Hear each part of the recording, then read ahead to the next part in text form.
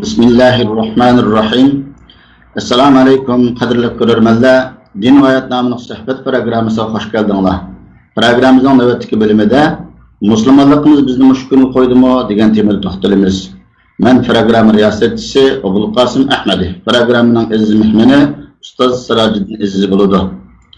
Ecdatlarımız İslam'a qaysi derecede amal qilgan ve qandaq yaşagan. Biz İslam'a qanchalik amal qilyapmiz ve qandaq yaşayapmiz. Biz Müslüman bo'lganligimiz uchun shu kunga qoldikmi? Nima uchun mustamlakachilar İslamga bu qadar dushmanlik qiladi?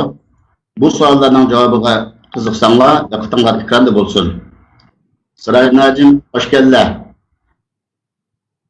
Avval shu birinchi savol, ecdatlarimiz İslamga qaysi darajada amal qilgan va qanday yashagan degan savolga javobdan boshlagan bo'l. Marhamat. Bismillahirrahmanirrahim. Elhamdülillah ve salatu ve selamu ala Resulillah ve ala alihi ve sahbihi ve men vela. Amma ba'd. Rahmet Allah razı olsun. Bu belki çoğun sual. Şundak bolsumu bir özümüzdeki fikrini bir işgetirişeyle inşallah. Başta bu İslam kelimesi ve Müslümanlarınki başta zaten biz Müslüman mı emes mi İslam dinine hakiki itiraf kılamıyoruz. Bunu itiraf kılışımız lazım ki biz Müslüman mı? Müslümanlık nokta nazarında biz İslam'a qaraydigan bolsak başkaça bolurdu. Ama gayrimüslim noktası bilen nazarı bilen qaraydigan bolsak başka olurdu. Şunun için biz Müslüman ikenmiz. Elbette İslam közeyini bilen qaraymiz ve İslam'ın hakiki hak din ikenlikini başta özümüzü cezmeleştirimiz, iman keltirimiz. Onun için bizdenki ata-analarımız tarihte ötken bu İslam'ınki bizi keltirgen faydaları, nimetleri bu vakti toxtunuluşumuz mümkün. Hakikaten İslam dini insanlığa Allah'tan verilgen en ulug nimetlerden birisi. Çünkü bu hayat tükeydiğen hayat. Biz insan ikenimiz elbette bu dünyaya geldik. Bu dünyada mı yaxşı yaşımız ölgenken mi yine Allah'ın azabı oluşar bulmay Allah'ın cennetine nail buluşumuz lazım. Onda olan iken biz hem dünyanı hem dinini tutuşumuzga doğru keladi. Bu asasda bizden ata babalarımız dinini hakikaten bu Sutuq Buraxan İslam dinini qabul qilgandan tartib ta şu 19-18 asırlargacha İslam dini bizden Şarkı Türkistan ve Orta Asya belki bütün dünya güllengen hakikaten. Bunu görüliş mümkün. İslam dininden ki asası şu insaniyetini güllendirişke Kur'an-ı Kerim'in asası şu insanlarını şundan bu şu dünyanı tekrar güllendiriş, terakki kıldırışka belki Allah bu dünyanı bütün insanların menfaatine yaratkan ikenlikini körsetken. Şu sebepten bizden ata-babalarımız hakikaten dinini kabul kıldı öz ihtiyarı bilen ve bu dinini güllendirdi ve bu şu yolda nurgun ulemalı çıktı ve bu ulemaların mı nait kökleri bu şu insaniyetke resmi bir hes koşkan alahide bir tarihini küreleyimiz. Bunun nurgun Osmanlı'dan başlayla mesela 600 yıl hüküm sürgen ondan burunqıda nurgun bu meyli tıp dünyası da olsun, kimiye, fizika şuna okşayan nurgun bilimlerde İslam alimleri şu dünyanınki terakkiyatıga ul sağanlar. Şundak bir çoğun ulug şereflik bir din ve şereflik bir Müslümanlarınki bir kısmı biz. Bunun için bizde İslam dinine boğan hakiki düşüncemiz ve İslam dini bizni tarihten beri ta kıyametkiçe ve kıyamette mi şundak dünya ve ahiretinin menfaatine faydasına elip keladigan bir din ikenligimizni bilishimiz lazım ve bu anda bizning ata-babamızning İslam dinine koşkan əslileri bu tefsirlerine keladigan bolsak nayet köp bu mesele. Bununla nurgun bölümler ketidi. Onun için bazı işleri işaret kılıp ötüşümüz lazım. Bizden ata-babamızdaki dinine boğan İslam'ınki bizden kalbimizde, halkımızda orun algan orunu bu. Doğru, Allah razı olsun. Biz dikkat kılışqa tegishli bir nokta. Ecdatlarımız İslam dinini qabul qilib qolmasdan belki o'zining hayat mizanı qilib davlat qonunlari qilgan endi. Şu Mahmud Qashqarining zamanı, Yusuf Asrajibning davrlariga qaraydigan bo'lsakmi, hatta dunyoga bu hokimiyatning nimalarini yozgan mizal qonunlarini Bu vaqt sizlarga qanchalik to'xtalsak ozlik qiladi. Ya'ni al-muhim bir islomning og'zida musulmonlar deb qo'ymasdan islomning hayotida amaliy tatbiqlagan, dunyoga qassalarni qo'shib aziz yashagan, xor bo'lmagan degan javobga erishdik. Alloh rozi bo'lsin. Endi biz ikkinchi savolga o'tsak, biz endi qanchalik amal qilyapmiz va qanday yashayapmiz? Endi bu bizningki bu o'tmishdagi tariximiz bilan hozirgi tariximizda ko'p uzuklik va nurg'un jarayon bor. Bu jarayonlarni biz imkon bor yig'inchoqlashga tirishishimiz lozim. Amaliyotda biz bosh degandek bu dinga, islomga hissa qo'shgan insoniyatning farovonligiga, taraqqiyotiga hissa qo'shgan bu musulmonlar nihoyat ko'p tarixdan beri. Ama bugün kundimi xususan şu hozirgi biz yashayotgan Xitoy virusi korona davridimi mayli g'arbda, Yevropada, İspanya, Fransiya, Angliyada musulmonlarning shu hozirgi ig'ir musibatdan chiqishi uchun qo'shgan tuhfalarini, asirlarini faqat nazardan saqlab bo'lmaydi. Bugungi kunda nurg'un davlat reislari, masalan Angliyaning shahzodasi qaysi kuni nihoyat ko'p musulmonlarga alayda rahmat aytib, musulmonlarninki ne kadar bu nimada ofatda o'zininki mayli ilmiy jihatdan bo'lsin, mayli o'zining kuchidan bo'lsin, haqiqiy odamgarchilikdan bo'lsin, insoniyatga o'rnak bo'lganligini ko'rsatyapti. Ammo bizningki hozirgi vaziyatimiz musulmonlarninki xususan bu şu yakın 2-3 asr mobaynida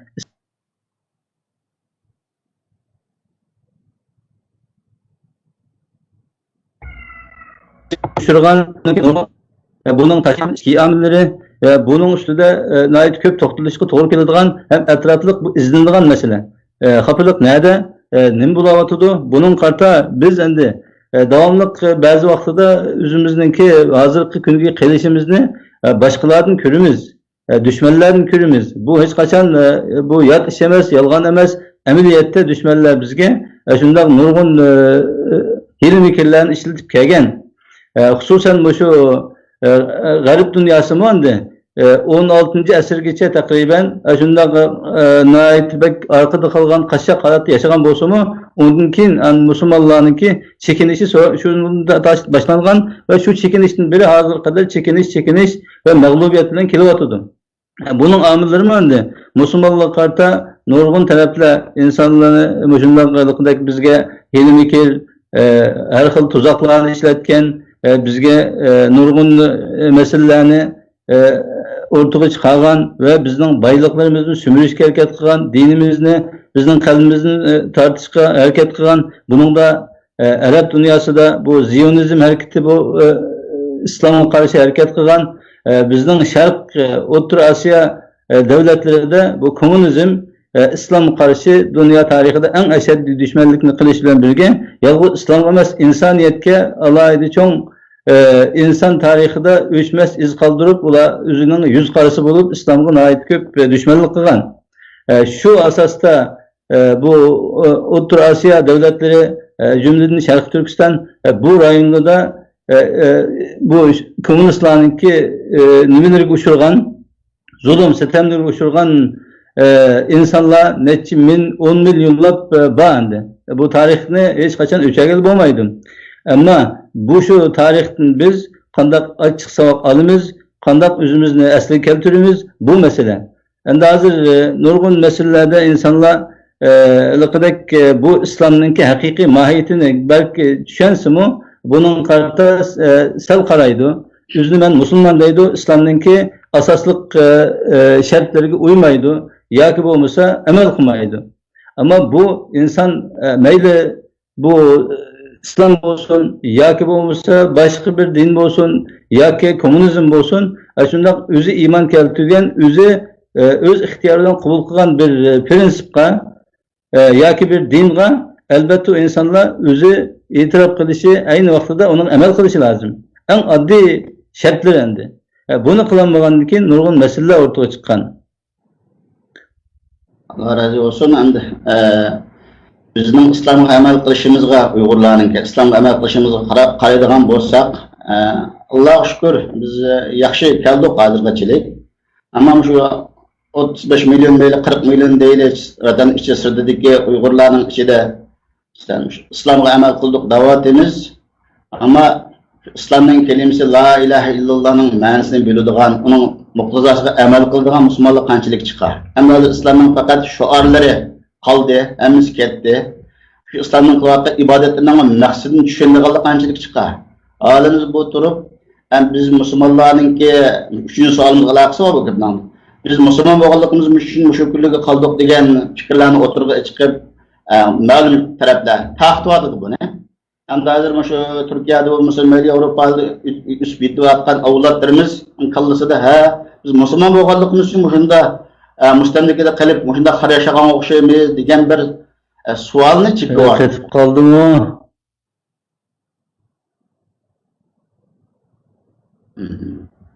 Şuna endi bizning bu savollarga nim qilishimiz uchinchi savol. Biz Müslüman bo'lganligimiz uchun shu kunga qoldikmi? Bu vaqtda uchun degan. Endi bizningki bu sizning savollarga qarata biz hozir musulmon bo'lganligimiz uchun shu kunga qoldikmi degan bu savol nihoyatda xatarlik savol. Amaliyotda nurg'un insonlarning beshi qaymoqib, bu zaten bizga bo'lgan shu mayli asorat, mayli islom dunyosiningki shunday qilishi hammasi shu islomga o'xshaydi degan bir xato tushunchalar xumli bo'ladi. Amaliyotda bu %100 xato. Biz bu kunga musulmon bo'lganligimiz uchun emas, biz bu kunga haqiqiy islomni o'zimizda amallashtirmaganligimiz, biz bu insoniyat qonuniyatiningki Allohning bu dunyoda qo'ygan qonuniyatiga to'g'ri ravishda amal qilganligimizdan bo'layotdi bu ishlar. Endi agar biz haqiqiy musulmon bo'lsak, islom bizga nima deydi? Qur'oni Karim 1500 yil, 1400 yil burun tushgan Qur'oni Karimda bu dunyoni insonga ning faydası için yaratganlığı, insan şu dünyanı güllendirdiğanlığı, bütün dünyadaki mahluklar, bütün kainatlar hemisi insanın baş kuruluşu, belgelliği, hatta bu Kur'an-ı Kerim'de şu vaktin özünde Allah Sure Hadid'de وَاَنْزَلْنَا الْحَد۪يدَ ف۪يهِ بَأْسٌ شَد۪يدٌ وَمَنَافِعُ لِلنَّاسِ diyen ayet ile biz tümürünü düşürdük deydi. Tümür asmanın düşkelliği ve bunun da ait güç bağlığı ve bu bütün insanların menfaatine hizmet kıladigan bir madde ekanligini Allah Kur'an-ı Kerim'de gösterken. Bir taraftan Allah Kur'an-ı Kerim'de bu dünyanınki gücü ve bu dünyanınki terakkiyatınınki asası maddesinin nima ekanligini gösterişiyle birge şu maddelerini biz işlep çıkarış ve bunu doğru ravishda insanların faydası için mangdurish için Allah insonga aqlni berdi ve mushu aqlni ishlatish uchun Qur'oni Karimda nurg'un oyatlarda aqlni ishlatinglar, o'ylaninglar, bu dunyoni gullantiringlar, bu dunyoni sizlarga yaratdik, bu dunyoning nurg'un manfaatlari va osmon zaminni yaratdik, osmondan suv tushirdik, yerdan nurg'un giyohlarni undirdik degan oyatlar hammasi insonlarning mushu dunyoni taraqqiy qildirishga, gullantirishga tushirilgan oyat. Bu oyat, bu Qur'on biz musulmonlarning dasturimiz. Bu şunun öz layıqıda emel kılgan bolsak, bu şunun terakkiyatlarını biz kulumuz bilen kılgan bolsak, biz aklımız işletken bolsak bulattı. Maalesef bunu kılanmadık. Ama bunun da nurgun amiller var. Bunun da bizninki, yüzümüzninki, yani bu insaniyetinin tarihi de Allah SWT bu dünyanı şundan yaratkan iken bunun bir kanuniyeti bulurdu iken. Bu kanuniyette insanlarımı toğuludu, çoğuydu, ahiri ölüdü. Şundak hakimiyetlerimi başlanıdı, güllünüdü, bir yer barıdı, onun için yok oludu, veyran buludu. Şu prensip boyunca bu Müslümanların kim o güllünüşü şundak bir yer verip ahiri çekinediğin ahvalı buluduken. Ama bu çekiniş umum yüzlük tamamen çekinediğinlik emez. Çünkü Allah SWT insanlarını evlat yaratıp tuğan, bunun için yine bu kıyamet işi devam kılıyordu. Ama şu devam kılış jarayonida biz insanlar öz aklımızın tepip yine arada nurgun kıyınçılıklar var. Müslümanlarga karşı taşkı amillar, düşmanlarının hilim-fikirleri, neyranları ve bu neyranlaşıda en ağır mesele bu İslam dünyası ve Müslümanlarga, hususan Şarkı Türkistan ve Orta Asya devletlerindeki insanların beşiği kelgen bu mustabid zalim hakimiyetler bizning shunday dinimizni mi cheklagan, bizning imkoniyatimizni mi cheklagan, bizning erkin shu dunyoda dunyoni gullantirishga bir kishilik his qo'shishimizga shu mustabid hakimiyetler, shu kommunist hakimiyeti, xususan kommunistlar bu O'rta Osiyo davlatlarida eng ashaddiy bizga dushman bo'lgan, insoniyatning dushmani bo'lgan bu kommunistlar bizga qarata davomli shundoq yomon yo'l tutib kelgan, bizni vayron qilish uchun ta bugungi kunda yana shu kommunist hakimiyetining, shu Xitoy hakimiyetining bizga qarata naqadar o'chmanlik qilayotganligi, bizni qirg'in qilib bu dunyoni yo'qotishga harakat qilayotganligini ko'ryapmiz. Endi hozir bu masalada biz musulmonlar, xususan biz musulmonlar deganimizdan bizning Uyg'ur musulmonlarini nazarda tutishimiz lozim bu yerda. Uyg'ur musulmonlar chet elda sonimiz pek ko'p emas, ammo ko'p bo'lmasa-mu yana hatto bizning vatanda butun insonlar qirilib tugab ketgan taqdirdami chet eldagi Uyg'urlar yana bir millat sifatida o'zini gullantirib, avlodlarini yaxshi o'qitib, shu dunyoning ham dunyoninki bilimlarini yaxshi o'rganib, hem ahiretlikini unutmay, özünü haqiqiy yetiştirip terakki qilgan taqdirda yana o'z vataniga hamon bir kun ega bo'ladiganligi, buni yaxshi idora qiladiganligi va shu dunyoning taraqqiyotiga his qo'shadiganligiga mening imonim komil. Shu asosdan biz endi zodi bu bizdagi kamchiliklar, xatoliklar nada nima ish qilyapmiz, buning qarta biz yaxshi aqlimizni ishlatsak, bunun için nurgun meselelerini ortada koyuşka doğru keledi. Bunun en mühim meselesi bizdeki cehaletini tüketişimiz lazım. Biz şu mustabidlikке karşı bizni şundak izovatkallığa karşı hareket kılışımız lazım. Üçüncü mühim mesele bizdeki ihtilaflarını tüketip güç birliki, fikir birliki ve akide birliki aynı vaktada şundak hizmet birliki hasıl kılarsak İnşallah bu işler tükep ketedi. Yeni biz başka türümüz. Endi bazı insanlar ait bek aldıraş, ait tiz bir işlerge keliş, tiz eslik kelişimiz, tiz hukukumuzla edişimiz, tiz müstakil buluşumuzda herke arzu kılıyordu. Tamam, bu köngel arzu kıldığın iş.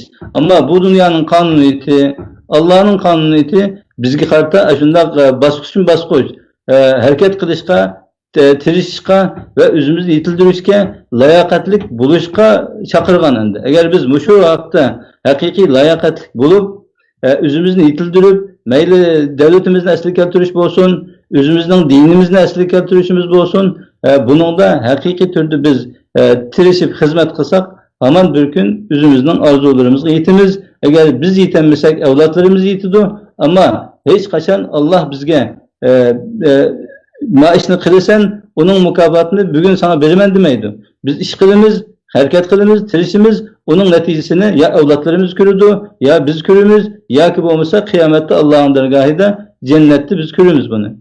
İmanımız şundak buluş lazım. Hem bizimki ufuk dairemiz naiti uzunluğa, sabırçanlık bilen, ama tirişçanlık bilen hareket kılışımızı doğru kılırdı.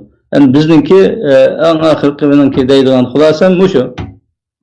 Allah razı olsun. Yani bir soğuk kaldı küçükten o çıkma buraytimiz. Endi neme için mustamlikçiler İslam'a bu kadar düşmanlık kılıdır?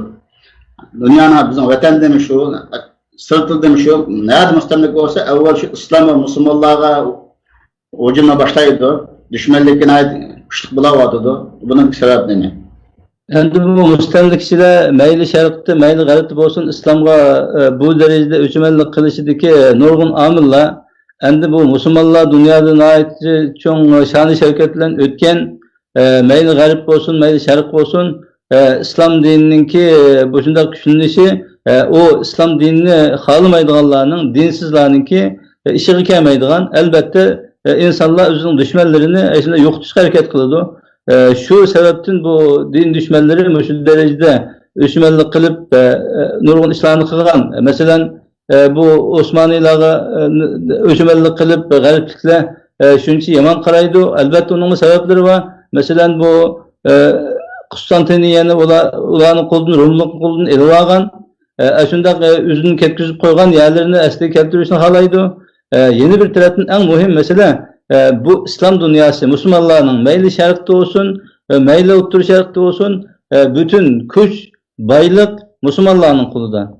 Bu baylıkni, muşu güçni dinsizler eliş için elbette bularni acizlashtirish lazım. Acizlashtirishning birinchi yo'li onun itiqadi, imanini, aqidasini acizlashtirish.